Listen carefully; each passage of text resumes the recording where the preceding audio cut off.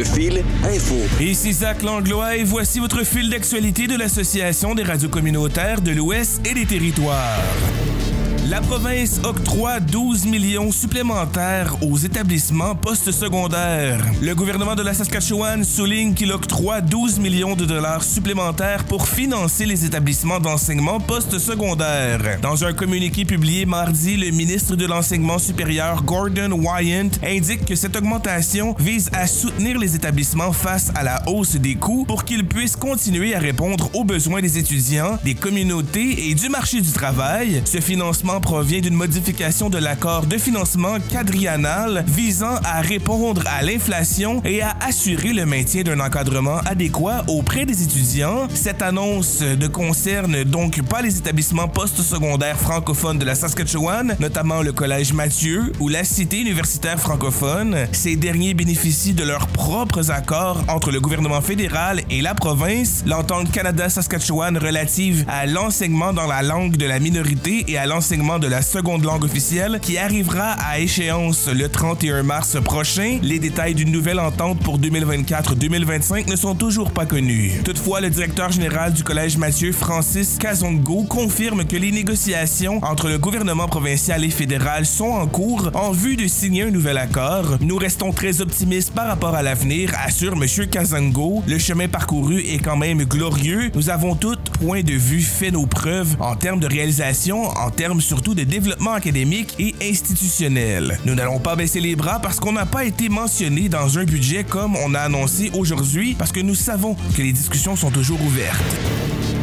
Les morts liées aux drogues en forte hausse au Manitoba. Le Manitoba est en voie d'établir un triste record de morts liées à la drogue selon les données préliminaires publiées par le Bureau du médecin légiste en chef du Manitoba. Chaque année au printemps, la province publie des données issues des rapports toxicologiques. En 2023, 445 morts suspectées d'être liées aux drogues au Manitoba. Pour le mois de décembre, uniquement les drogues auraient emporté 54 personnes. Ces données sont sujettes à une révélation et pourraient changer selon la province. Les données préliminaires de l'année 2022 faisaient par exemple état de 418 morts avant d'être revenus à la hausse pour atteindre un total de 467. En 2021, les données finales font état de 436 morts par surdose dans la province. Pour l'année 2020, le bilan s'établit à 372 morts. Ces chiffres frappent de plein fouet les proches des victimes comme Joseph Four. Son fils Harlan fait partie des 6 personnes qui sont décédées après avoir consommé du fentanyl au mois d'avril à De Pass, à l'ouest du Manitoba. Pour Joseph Four, ces données sont le signe que les méthodes utilisées pour combattre cette crise ne fonctionnent pas depuis la mort de son fils. Il fait part aux autres de son histoire pour favoriser la prévention et tenter de leur éviter la peine et la tragédie qu'il a lui-même connue. Il a notamment lancé la campagne No Thanks, I'm Good pour parler des dangers liés aux drogues à usage récréatif. Joseph Four croit que les programmes d'aide qui existent actuellement sont mal orientés puisqu'ils s'adressent avant tout aux personnes qui souffrent d'une dépendance plutôt qu'aux consommateurs récréatifs. Le rapport des autorités provinciales montre que la majorité des morts avaient consommé un mélange de substances dont de l'alcool.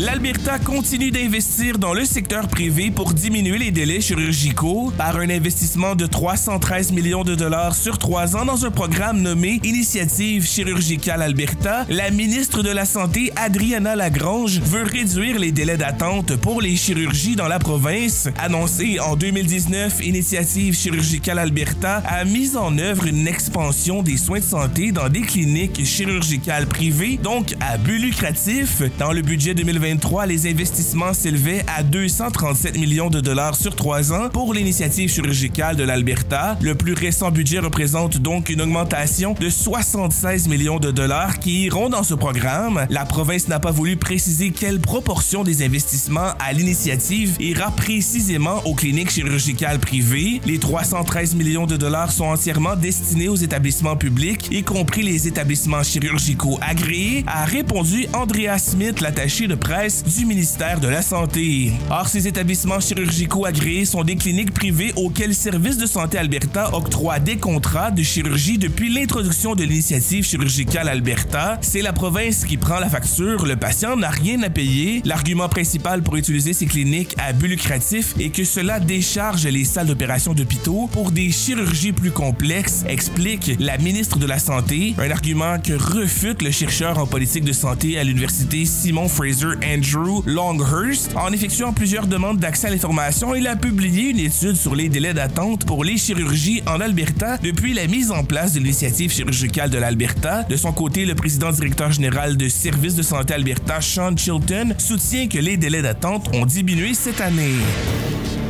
Le département de français et d'études francophones de l'Université de Victoria fusionnera avec 3 autres. La commission des gouverneurs de l'Université de Victoria a voté mardi à l'unanimité en faveur de la fusion de 4 départements, dont celui de français et d'études francophones. À partir du 1er septembre, le département de français et d'études francophones fusionnera avec ceux des études germaniques et slaves, des études hispaniques et italiennes et de linguistique. Ces départements disparaîtront et deviendront alors des sous-unités de l'école de langue, linguistique et culture. Bien que les orientations disciplinaires des départements actuels soient différentes à bien des égards, les intérêts académiques et les domaines de recherche de nombreux professeurs et étudiants sont profondément complémentaires, commentait l'Université de Victoria dans un communiqué envoyé mardi après-midi. L'école de langue, linguistique et culture offrira un lieu de coopération et de collaboration interdisciplinaire tout en protégeant l'intégrité et l'identité des disciplines distinctes des départements d'origine, promet l'Université de Victoria. Celle-ci souligne que tous les codes de cours, programmes et noms de diplômes offerts par les départements seront conservés. Elle ajoute que le volume des enseignants proposés ne sera pas revu à la baisse. Lors de la réunion de la commission des gouverneurs, Elizabeth Croft, l'une des membres qui a présenté le projet de fusion, a évoqué un intérêt pour les lettres et les sciences humaines en déclin dans tout le Canada depuis une dizaine d'années. Elle estime que la fusion revigorera ces disciplines. Émile Fromet de Rosnay, directeur intérimaire du département de français et d'études francophones, confiait son inquiétude avant le vote. Une fusion similaire a eu lieu à l'Université de la Colombie-Britannique en 1997, se souvient Patrick Morand, professeur de littérature française et directeur des cycles supérieurs à l'Université de la Colombie-Britannique. Avant la fusion, il y avait un département de français et un autre d'études hispaniques et italiennes, mais les deux ont fusionné.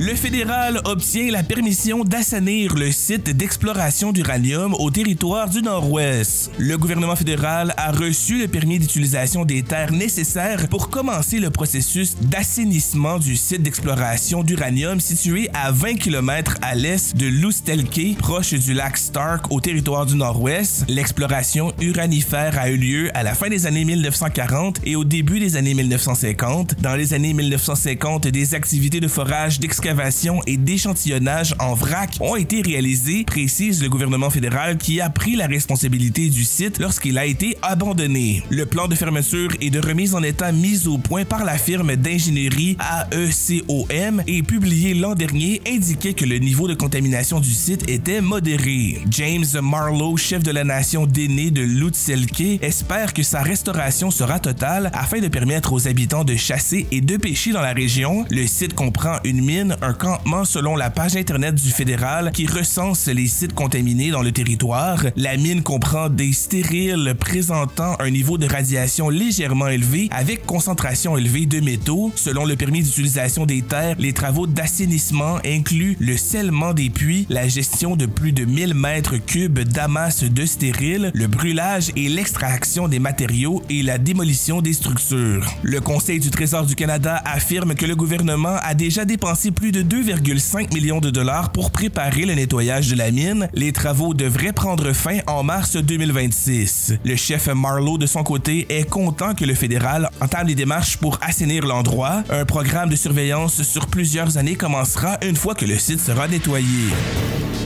Recommandation clé de l'examen gouvernemental de la loi sur le cannabis. Plus de 5 ans après la législation du cannabis au Canada, le gouvernement a publié son rapport final de l'examen législatif de la loi sur le cannabis. Le rapport est le résultat de 18 mois de travail d'un panel d'experts de l'industrie pour évaluer les progrès de la législation du cannabis et formuler des recommandations pour améliorer la législation sur le cannabis. Voici quelques-unes des recommandations clés formulées par le rapport. Le rapport formule plusieurs recommandations en matière de santé publique concernant des questions telles que la promotion des produits, l'emballage et l'étiquetage, les enfants et les jeunes et la puissance. Il appelle Santé Canada à fixer et à surveiller des objectifs pour réduire la consommation de cannabis chez les jeunes et les jeunes adultes, à aider à mettre en œuvre des programmes de prévention à l'école et à redoubler d'efforts pour informer les Canadiens sur les risques d'exposition accidentelle des enfants au cannabis. Le rapport contient plusieurs recommandations concernant les communautés de Premières Nations, des Inuits et des Métis, notamment que Santé Canada devrait co-élaborer des matériaux et des programmes culturellement appropriés contenant des informations de santé sur le cannabis. Le rapport recommande de modifier les réglementations pour permettre aux cultivateurs de cannabis de vendre directement des produits aux distributeurs et recommande également de prendre en considération une révision du modèle de taxe d'accise car il était basé sur un prix moyen beaucoup plus élevé que le prix d'aujourd'hui. Les réformes du régime de taxe d'accise pourraient inclure des droits plus élevés sur les produits de cannabis avec des concentrations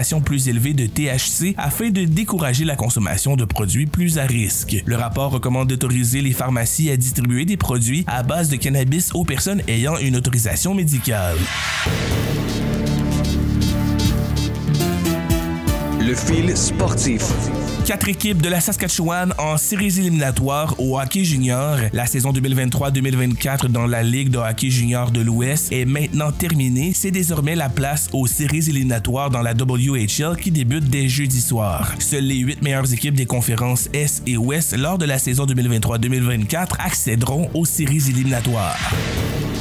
Une femme de Regina continue la natation de compétition à 94 ans. À 94 ans, une femme de Regina poursuit sa passion pour la natation de compétition. Mary Brown a cofondé le club des maîtres nageurs de Regina en 1977 et continue d'y nager plusieurs jours par semaine. Ce groupe de maîtres nageurs participe à des compétitions un peu partout au pays. La dernière épreuve de Mary Brown remonte au 9 mars dernier à la compétition locale de son club où elle a notamment participé aux 25 mètres nage libre. Avec l'âge, elle a toutefois dû ralentir le rythme, n'ayant plus la même capacité pulmonaire que dans le passé. La femme de 94 ans encourage néanmoins les personnes retraitées à continuer l'activité physique. Le tournoi de hockey mineur autochtone du Manitoba a attiré du monde à Winnipeg. Les équipes de tout le Manitoba ont pris part au 34e tournoi de hockey mineur autochtone qui s'achève dimanche au centre Hockey for All à Winnipeg. Au total, 68 équipes ont pris part à la compétition qui a duré 3 jours sous l'égide du Centre éducatif et culturel autochtone du Manitoba, communément appelé le Manitoba Indigenous Cultural Education Center. Plusieurs familles et curieux ont assisté à l'événement qui, selon l'organisation, continue de connaître une croissance. Le directeur général du Centre éducatif et culturel autochtone du Manitoba, Denis Daniel, affirme que le tournoi de cette année a eu plus d'ampleur que le précédent car il a ramené le nombre de participants à son niveau d'avant la pandémie. Zach Hyman met fin au débat en prolongation et donne la victoire aux Oilers. Zach Hyman a fait scintiller la lumière rouge en prolongation et les Oilers d'Edmonton ont vaincu les Jets de Winnipeg 4-3 mardi soir. En prolongation, Hyman a déjoué l'attaquant Mark Scheifele et il a décoché un premier tir au filet. Connor Hellebuyck a effectué l'arrêt, mais il n'a rien pu faire sur le retour. Il s'agissait d'un 51e but cette saison pour Zach Hyman. Leon Draisaitl, Connor Brown et Ryan Nugent-Hopkins ont également touché la cible pour les Oilers qui ont mis fin à une séquence de 2 revers. Connor McDavid a obtenu ses 92 et 93e assistances de la saison, un sommet dans la Ligue nationale de hockey. L'équipe junior de Calgary accueille des hockeyeurs ukrainiens. L'équipe nationale de hockey junior ukrainienne est à Calgary pour s'entraîner en prévision du championnat du monde U18 Division 1 qui aura lieu au Danemark du 14 au 20 avril. Les Canucks ont invité l'équipe ukrainienne à participer au camp d'entraînement de l'équipe Alberta U18 All-Star, une belle occasion pour cette équipe qui, à cause de la guerre, peut difficilement s'entraîner. La vice-présidente de la Fédération ukrainienne de hockey sur glace, Alexandra Sladvitska, se dit reconnaissante d'avoir été invitée par les Canucks de Calgary, l'équipe locale de hockey junior. Le Rouyn-Norandien Gabriel Ali Nidiaye est champion canadien de boxe. Le Rouyn-Norandais Gabriel Ali Nidiaye est le nouveau champion canadien junior de boxe chez les 63,5 kg. L'athlète de 17 ans a mis la main sur le titre à l'issue d'une finale âprement disputée. Lors de son premier combat, le Rouyn-Norandien a remporté par arrêt de l'arbitre au deuxième round. Le deuxième affrontement a été plus relevé face à l'Albertain Jacob Pagalin, mais les juges ont tout remis des cartes de pointage en faveur de Gabriel Ali Nidiaye. Ce fil d'actualité est produit par l'Arco en collaboration avec Boréal FM en Alberta. Ce projet est financé par Patrimoine canadien.